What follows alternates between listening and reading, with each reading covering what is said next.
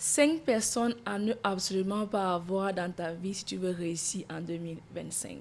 Salut tout le monde, moi c'est Grace Gwando, je fais des vidéos sur le développement personnel et spirituel. Aujourd'hui, nous allons parler d'un thème très simple.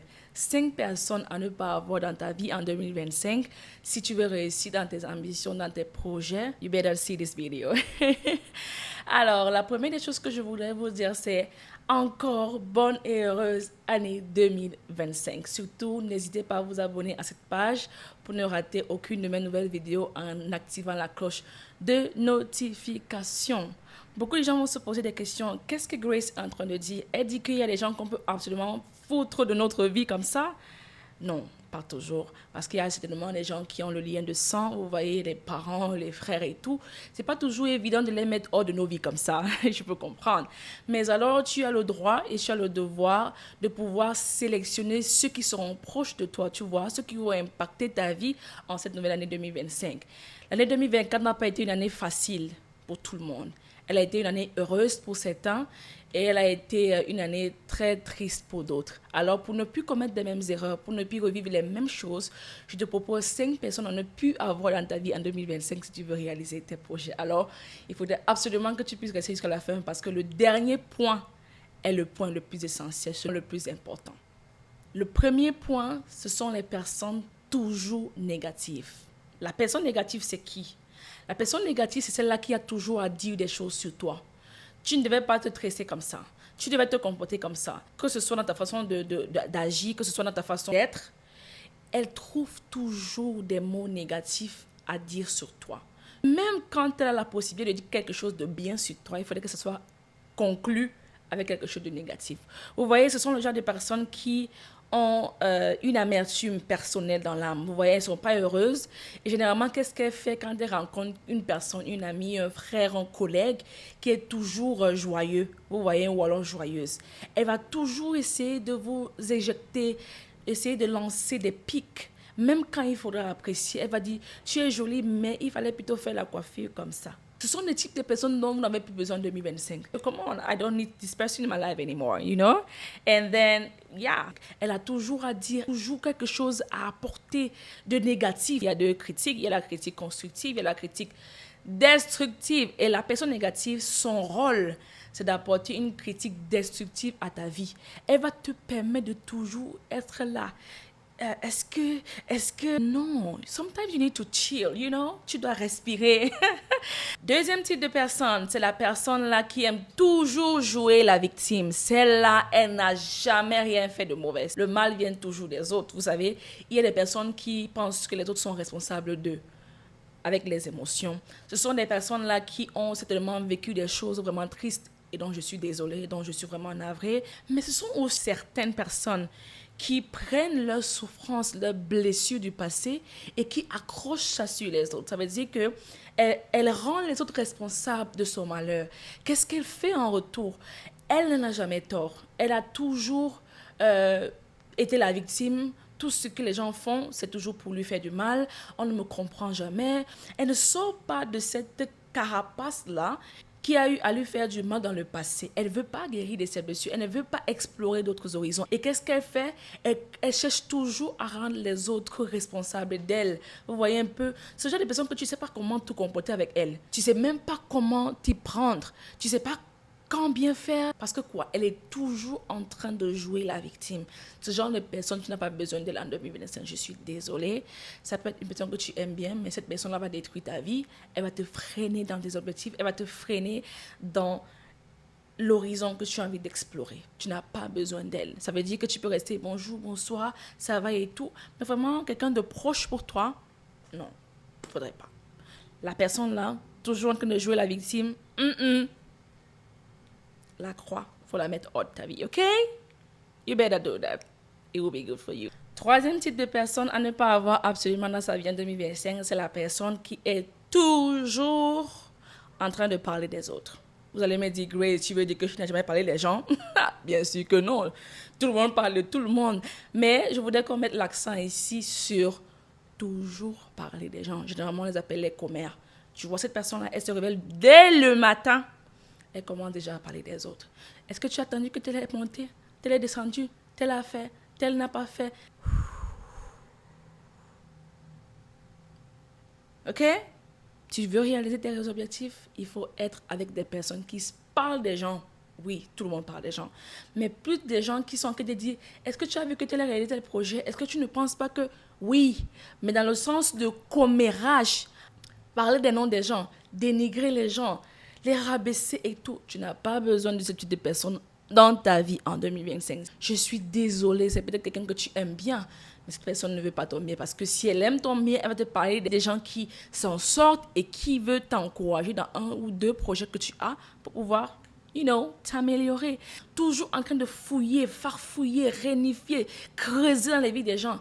Vraiment, tu n'as pas besoin de cette personne en 2025 dans ta vie. Quatrième type de personnes, ce sont généralement les personnes qui parlent en mal des autres. Oui, ça se rapproche un peu des gens qui font le commérage. Mais ceci, c'est plus, les communs même parfois peuvent dire que elle n'a que... Oui. Mais ce quatrième type de personne-là, elle ne dit que du mal des gens.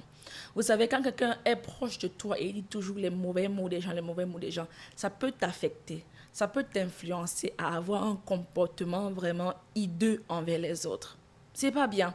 Ce type de personne-là, elle-même déjà, elle est vide en elle-même. Elle ne voit rien de positif en elle. Qu'est-ce qu'elle va faire de toi? Elle va te pourrir la vie. Elle va bouffer ton énergie positive. Elle ne va que te montrer le monde en vert, en noir. Non. Tu as besoin des gens qui sont proches de toi pour te dire, est-ce que... Allez, positive vibes, Positive vibes. Yeah. Tu dois avoir des ondes positives autour de toi. Et quand quelqu'un que tu aimes et qui est proche de toi continue chaque jour à te dire du mal des autres, tu penses que quand toi tu n'es pas là, elle dit quoi de bien de toi? Question. Cinquième point et le plus important, ce sont les personnes qui n'apportent aucune valeur ajoutée à ta vie. Est-ce que je dois répéter ça, Grace? Yeah, je dois répéter ça. Les gens qui n'apportent aucune valeur ajoutée à quoi? Ta vie. On m'a dit, Grace, j'aime telle personne sans intérêt. J'aime telle personne inconditionnellement. J'aime telle personne... OK, thank you. Amen. You pass on. Alors, les gens qui n'apportent rien à notre vie, vraiment, il faut les balayer. Il faut balayer. Vous ne pouvez pas traîner tout le monde.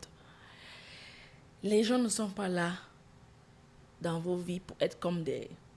non, même la photo, même parfois, elle est intéressante parce que tu peux te voir, tu peux admirer de belles choses sur elle. Mais vraiment, les gens qui sont dans vos vies comme, comme l'appendice, il ne sert à rien, mais il est là. Non, sorry. L'appendice, même à un moment donné, il te fait un truc, après on l'enlève pour te dire que if you don't do something, don't make me feel bad, Et on l'enlève. Alors, c'est simplement pour dire que ces personnes-là qui n'apportent aucune valeur à votre vie, il faut les retirer de vos vies. Qu'est-ce que j'entends par là? Tout le monde aime tout le monde par intérêt. Je suis désolée pour ceux qui pensent que j'aime tel ou tel désintéressement. C'est faux. Parce que dans la tête des gens, l'intérêt est forcément l'argent. Je suis désolée. Ce n'est pas toujours l'argent.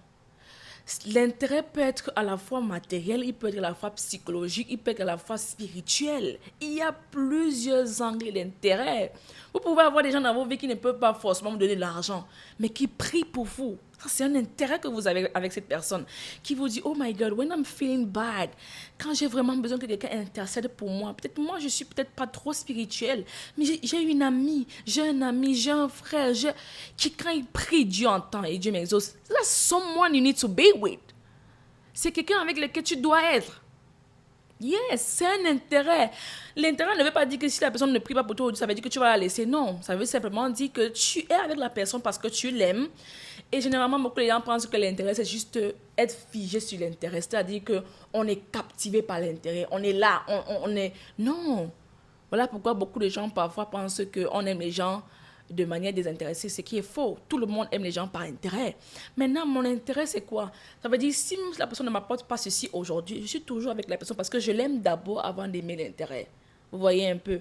Mais l'intérêt, là, fait partie de cet amour-là. Je ne sais pas si on se comprend. Alors, donc, vraiment être avec des gens, tu peux être avec quelqu'un qui ne peut pas peut-être prier pour toi. Dieu a placé cette personne dans une position qui peut te décanter la situation. Tu sais que cette personne-ci peut m'aider dans telle ou telle situation. Ça ne veut pas dire que l'intérêt, c'est ce qui fait de votre relation, mais ça fait partie, c'est partie intégrante de votre relation. Alors, si quelqu'un n'apporte rien dans ta vie, elle sert à quoi dans ta vie? Elle remplit l'espace pour rien. Tu l'enlèves, tu mets quelqu'un d'important. Ou alors, mieux, tu restes encore seul. Donc, voilà quelques conseils des gens. Peut-être vous allez encore rentrer à essayer d'analyser tout ce que je viens de dire pour que ça vous aide. Parce que je pense bien qu'il fallait que je partage ceci avec vous aujourd'hui afin que ces 5 types de personnes ne se retrouvent plus dans vos vies. Ces personnes qui ont fait partie de votre vie durant très longtemps et qui n'ont plus le besoin d'être là. Alors je ne peux que vous dire que Dieu vous aime. S'il y a une chose que je suis convaincue quand tout bascule, c'est que Dieu vous aime, Dieu m'aime et que Dieu se soucie. Vous êtes des pierres précieuses devant l'Éternel et il souhaiterait par-dessus tout que vous puissiez réussir. Que Dieu vous bénisse, surtout partagez cette vidéo afin qu'elle puisse toucher le maximum de personnes et nous reverrons dans une prochaine vidéo. Je vous aime, Dieu vous aime. À très bientôt pour une nouvelle vidéo. Ciao.